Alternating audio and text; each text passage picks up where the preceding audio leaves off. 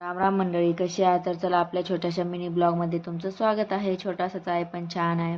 तर आज खूप छान वांगे आणले होते बाजारातून. तर चला म्हणलं मस्तपैकी भाजी बनवायला पाहिजे आणि तुमच्याबरोबरही शेअर करायला पाहिजे.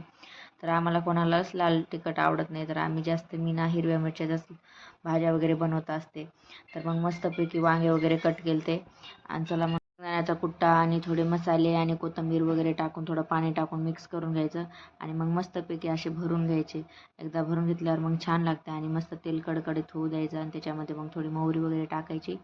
आणि मग जेवढे आपण मिक्सरमधून मसाला वगैरे काढला होता ना, तर मग मस्त भाजून घ्यायचं. एकदा भाजल्यावर मग छान लागते भाजी वगैरे. आणि मग ह्याच्यात काही टाकायची गरज नाही. आणि मला असं वाटतं ना, नेहमी आपण कुकरमध्येच भाजी वगैरे बनवायला पाहिजे. कसं, कारण की 2 मिनिटात तयार होतं. पण आपण बनवू शकत नाही ना, त्याच्यामुळं मग म्हणलं चला आज मस्तपैकी वांगे तरी बनवायला पाहिजे.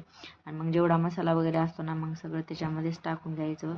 आणि मग मस्त मिक्स वगैरे करून आपल्याला जेवढं आपल्याला रस्सा पाहिजे ना, मग तेवढं करून घ्यायचं. आणि मग आज बाजार होता ना, तर एवढा मोठा पसारा झाला होता, तर खूप जास्त कंटाळा येत होता उचलायचं. तर मग जाऊ द्या म्हणलं, नंतर केलं पाहिजे, पहिले स्वयंपाक वगैरे करून घ्यायला पाहिजे. तर मग मस्तपैकी मटकी वगैरे पण भाजली होती. आणि मटकीत ना मी नेहमी ना थोडीशी लसूण आणि कोथिंबीर वाटून घालत असते, कारण की छान लागतं बघा. मग किती मस्त भाजी झालती आणि ह्यांनाही खूप जास्त भूक लागली होती. तर चला, नेक्स्ट ब्लॉगमध्ये भेटू. बाय.